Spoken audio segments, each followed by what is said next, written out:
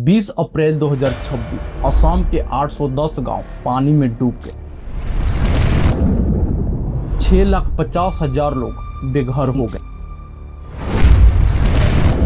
68 लोग मर चुके हैं।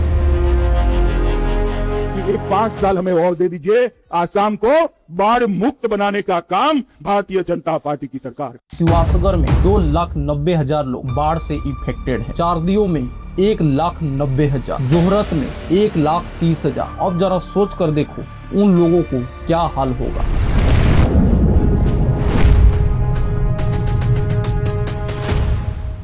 नमस्कार दोस्तों, असम में बाढ़ आने का कोई नई बात नहीं, यह हर साल आती है। हर साल 20 से 40 लाख लोग इफेक्टेड होते हैं बाढ़ से। हर साल हजारों हेक्टर फसल बर्बाद होते हैं। हर साल 8,000 हेक्टर जमीन नदी में हमेशा के लिए समा जाती है। और हर साल 200 करोड़ से ज्यादा सीधा आर्थिक नुकसान होता है। हर साल नेता आते हैं, फोटो खिंचवाते हैं, 4 लाख का मुआवजा अनाउंस करते हैं और अगले साल फिर वही हाल होता है। लेकिन क्या आपको पता है असम में बाढ़ आने का असली कारण क्या है? ब्रह्मपुत्र नदी दुनिया के सबसे बड़ी नदी में से एक है, जो चीन से स्टार्ट होती है और भारत के बंगाल की खाड़ी में अंत होती है, जो इसकी पूरी लंबाई 2,900 किलोमीटर लंबी है। असम एक संकरी घाटी की तरह है, जिसके उत्तर और पूर्व में हिमालय पहाड़ है। साल 1950 में असम में एक बहुत ही विनाशकारी भूकंप आया था। इतना शक्तिशाली था कि उसने ब्रह्मपुत्र नदी के तल को उठाकर रख दिया और नदी का रास्ता ही बदल दिया। असम में आज जो विनाशकारी बाढ़ की समस्या है, उसकी मुख्य शुरुआत उसी 1950 के भूकंप से हुई। उस भूकंप के बाद सरकार ने इमरजेंसी स्थिति से निपटने के लिए नेशनल फ्लड कंट्रोल 1954 के तहत मिट्टी का बांध बनाना शुरू किए थे। जब यह बांध बनाए गए थे, तब इंजीनियरों ने इन्हें केवल 15 से 25 साल तक सेवा देने के लिए एक अस्थायी समाधान के रूप में तैयार किया गया था। गवर्नमेंट को मानना था कि तब तक कोई स्थानीय इलाज ढूंढ लिया जाएगा,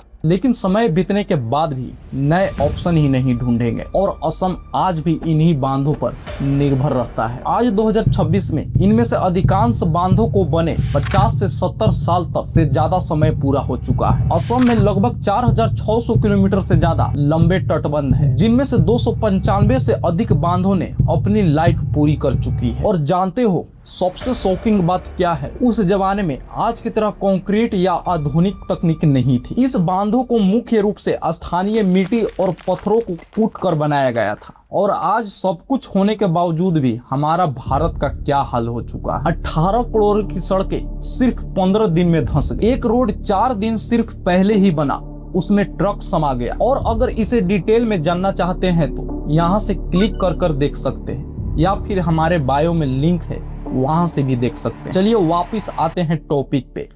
पिछले 50-60 सालों से ब्रह्मपुत्र नदी हिमालय पहाड़ से हर साल 1,80,000 अरब टन गाद और मिट्टी बहा कर लाती है, जिससे नदी का तल बहुत ऊपर उठ चुका है। इसका नतीजा यह हुआ कि अब कई जगहों पर नदी का पानी बांधों को ऊंचाइयों से ऊपर बहने लगा है। ऐसे में यह मिट्टी के पुराने बांध पानी के दबाव को झेल ही नहीं पाते। असम में हर साल आने वाली बाढ़ से सीधा 200 करोड़ से ज्यादा का आर्थिक नुकसान होता है। 20 से 40 लाख लोग हर साल बाढ़ की चपेट में आते हैं। पिछले 11 वर्षों में 2016 से 2026 तक असम में बाढ़ के कारण टोटल 904 लोगों की जान जा चुकी है। फिर भी सवाल उठता है कि आखिर 11 सालों में गवर्नमेंट कर क्या रही है? समय के साथ इन मिट्टी के बांधों के अंदर चूहे और केकड़ों ने और अन्य जीवों ने अपना छेद बना लिए। जब नदी में पानी का दबाव पड़ता है तो पानी इन छेदों के रास्ते बांध को अंदर ही अंदर खोखला कर देता है और बांध अचानक टूट जाता है। इसमें एक ही समस्या है, लॉन्ग ट्रिम योजना बनाने की बजाय हर साल सिर्फ शॉर्ट ट्रिम फिक्स पर ही ध्यान दिया गया। हर साल मानसून से ठीक पहले और बाढ़ के दौरान बांधों को बचाने के लिए करोड़ों रुपए की मिट्टी और रेत की बोरियां डाली जाती है। ये बोरियां पानी की तेज बहाव में 2 दिन भी नहीं टिक पाती। और यहाँ सबसे शॉकिंग बात क्या है? इंटरनेशनल फंडिंग और disaster management Asia development ABD bank के सहयोग से $380 मिलियन के प्रोजेक्ट पास किए गए। अब सवाल यह उठता है कि एबीडी है क्या। एडीबी एक अंतर्राष्ट्रीय वित्तीय संस्था इंटरनेशनल फाइनेंशियल इंस्टीट्यूशनल के तहत एशिया के देशों को सड़क, पुल, बिजली, बाढ़ कंट्रोल, शिक्षा और अन्य डेवलपमेंट प्रोजेक्ट के लिए लोन और तकनीकी सहायता देती है ताकि क्लाइमेट रेजिलिएंट बुनियादी ढांचा तैयार की जा सके। इसके अलावा असम राज्य डिजास्टर मैनेजमेंट अथॉरिटी को मॉडर्न सैटेलाइट और ड्रोन डेटा से जोड़ा गया ताकि बाढ़ की सटीक भविष्यवाणी की जा सके। We use drone, but it is not helping us. When we push the foodstuff, तो फिर सवाल यह उठता है कि आसम को इतना बुरा हाल क्यों हुआ। एक व्यक्ति को 12 घंटे बाद रेस्क्यू किया जाता है। 12 घंटे हो गए, कोई हेल्प नहीं है। रेस्क्यू टीम ने हेलीकॉप्टर से खाना सीधे पानी में गिरा रहा है। वो खाना खाने लायक भी नहीं बच रहा है। कई किसान तो अपनी उपजाऊ जमीन खोकर सीधे भूमिहीन हो जाते हैं। घर चला गया, कुछ वस्तु भी चला गया, खेत भी चला गया। हमारा अभी तो खेत भी जा रहा है, तो हम क्या करें। अब हम तो कुछ भी बोलने भी नहीं सकते, करने भी नहीं सकता हूँ अभी।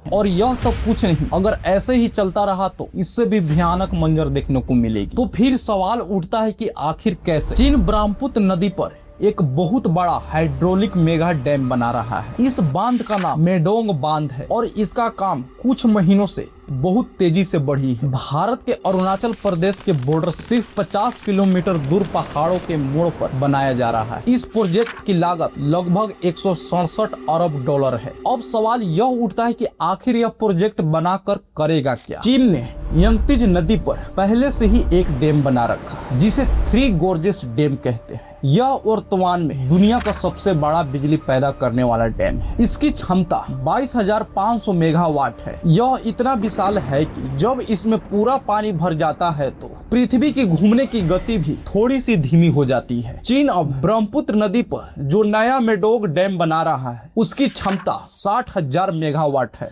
यह पुराने थ्री गोर्जेस डैम से 2.5 गुना ज्यादा शक्तिशाली है। आपके मन में यह सवाल आ सकता है, इस जगह पर आखिर इतनी बिजली कैसे बन सकती है। इसके पीछे प्रकृति के एक अनोखा ढांचा है। ब्रह्मपुत्र नदी हिमालय पहाड़ के बीच एक बहुत बड़ा यूटर्न लेती है। इस मोड़ पर नदी पहाड़ों से नीचे भारत के मैदानों की तरफ गिरती है। यह मात्रा लगभग कुछ किलोमीटर की दूरी में नदी के ऊंचाई में लगभग 2000 मीटर यानी कि 2 किलोमीटर की भारी गिरावट आती है। जब इतनी विशाल नदी और इतनी ऊंचाई से और इतनी तेजी से गिरेगी तो पानी का दबाव दुनिया में सबसे तीव्र माना जाता है। चीन इसी भयानक ढलान को फायदा उठाकर वहां एक टरबाइन लगा रहा है जो पानी के गिरने की ताकत से टरबाइन घूमेगी और रिकॉर्ड तोड़ बिजली पैदा करेगी।